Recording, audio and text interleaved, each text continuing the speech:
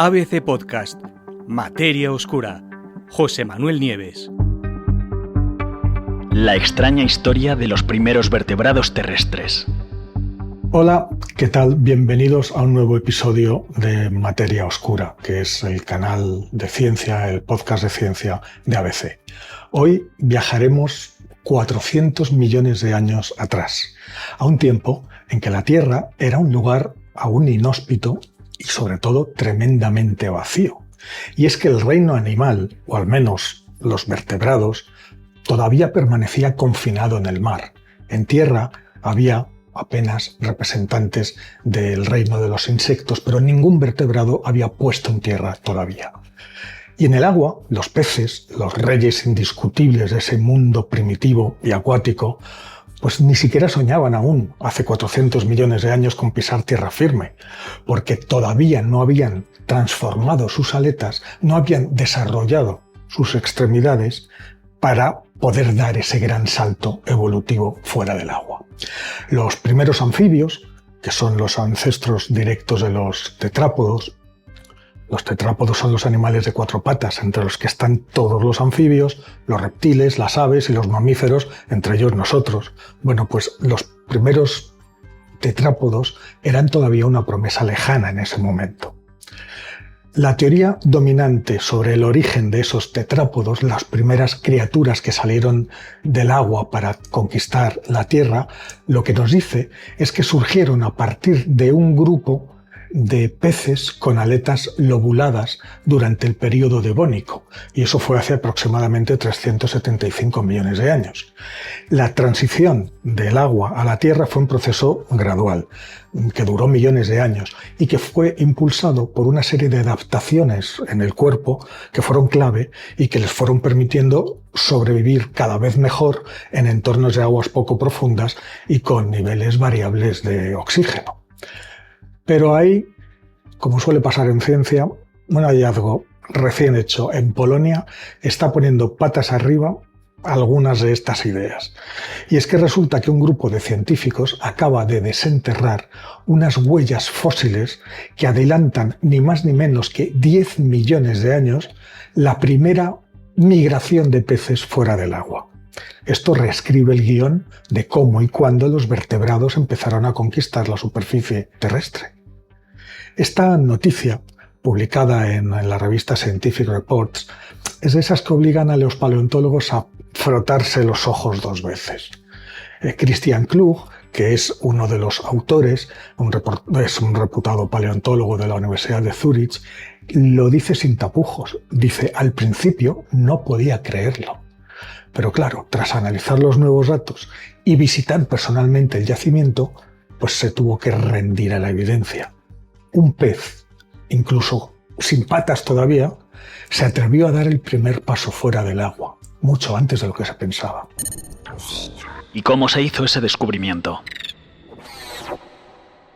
Pues todo empezó en 2021, durante unas excavaciones en las montañas de Santa Cruz, a unos 190 kilómetros al sur de Varsovia. Durante el Devónico, que es un periodo que se hace entre 410 y 393 millones de años, esta zona era una costa, era un punto de encuentro entre la tierra y el mar. Es posible que una costa fangosa o quizá una playa. Y fue ahí, en esa antigua arena de ese entorno marino, donde los científicos encontraron más de 240 surcos, oquedades, huellas, que según sus sospechas fueron dejadas por peces ancestrales que se arrastraban fuera del agua y llegaban a la arena. El equipo de científicos no tiene dudas, porque esas marcas se parecen de forma asombrosa a las que dejan los peces pulmonados modernos, que todavía los hay, cuando se arrastran fuera del agua por las orillas. Y eso no es casualidad, porque los actuales peces pulmonados resulta que son parientes cercanos del ancestro común de todos los animales con cuatro patas, de los tetrápodos, que significa precisamente eso, cuatro patas. Esos animales, además de branquias, los peces pulmonados me refiero, poseen un pulmón perfectamente funcional que les permite respirar aire cuando el agua es escasa o las condiciones hostiles, es decir, cuando están fuera del agua, que es su elemento natural. Y además sus aletas, gruesas y musculosas, son un claro adelanto de lo que en el futuro se convertirán en las extremidades que tienen todos los tetrápodos, todos los animales con 4 patas.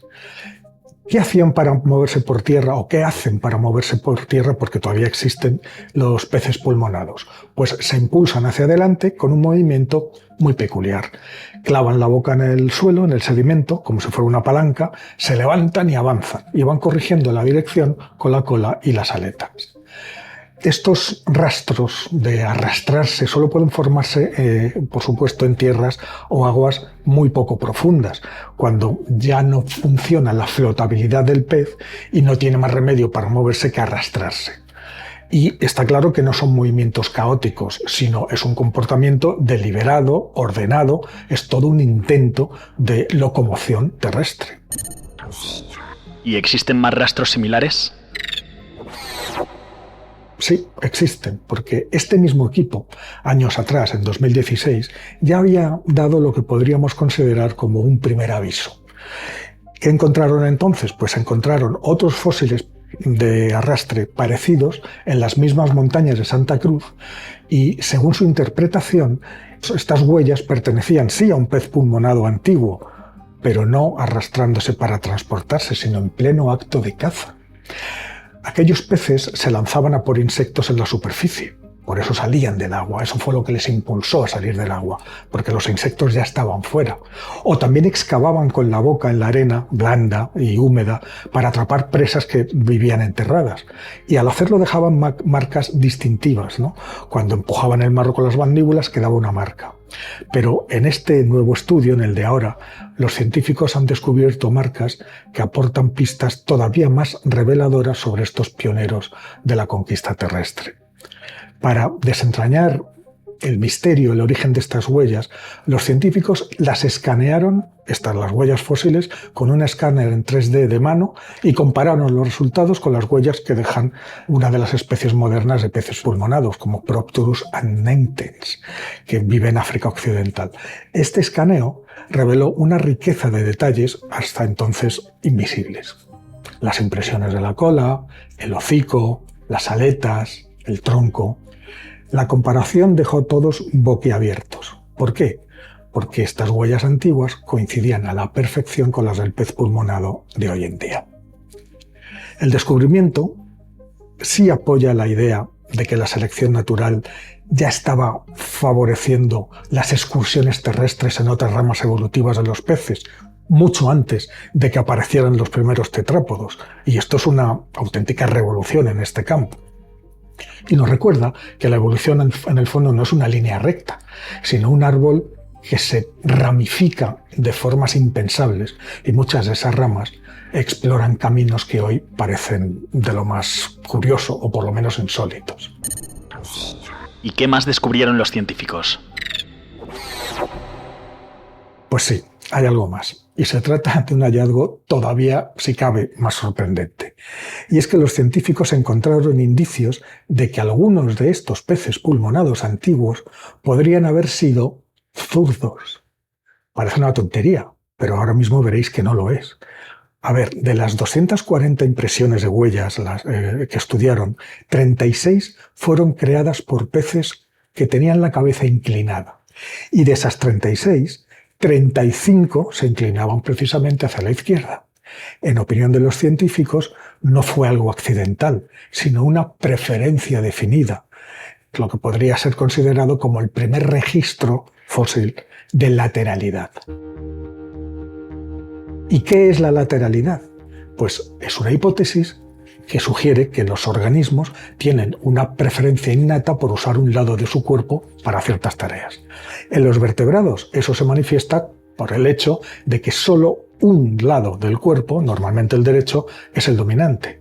Se trata de una asimetría funcional y se manifiesta, por ejemplo, en la preferencia de la mayoría de los humanos por usar la mano derecha, aunque a veces el lado favorecido es el izquierdo, en el caso de los zurdos. Bueno, se piensa que esa asimetría tiene ventajas evolutivas, y es que, igual que en los humanos, la mayoría de los tetrápodos también tiene una tendencia innata a usar más las extremidades del lado derecho. Pero esta nueva evidencia sugiere, al ser tan antigua, que la primera forma de lateralidad no fue hacia la derecha, sino que surgió en criaturas zurdas. Si lo pensamos bien, tener un lado más fuerte que el otro es una ventaja evolutiva. Tiene mucho sentido, sobre todo para llevar a cabo acciones asimétricas, como por ejemplo escribir, lanzar una pelota, cortar alimentos, usar un martillo. En todas esas acciones la mano dominante realiza la acción principal y la otra estabiliza. ¿Podrían esas huellas ser otra cosa? Pues la verdad es que existe esa posibilidad, sí que podría ser. De hecho, no todos los expertos están convencidos de que esos rastros fueran creados por peces pulmonados.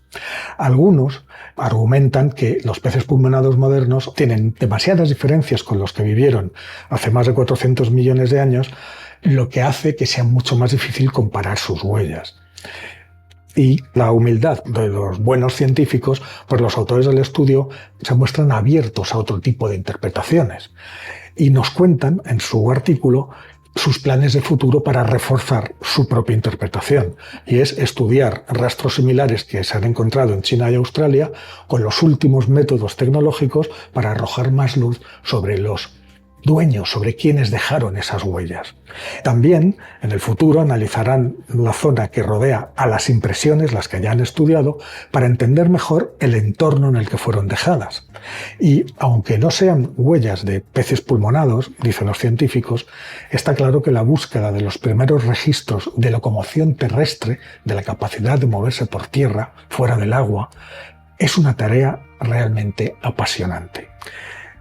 Estamos, por lo tanto, ante el misterio de un pez que tenía pies, pero que no tenía patas. Y ese misterio sigue abierto. Y cada nueva huella que descubren los científicos nos acerca un poquito más a la respuesta.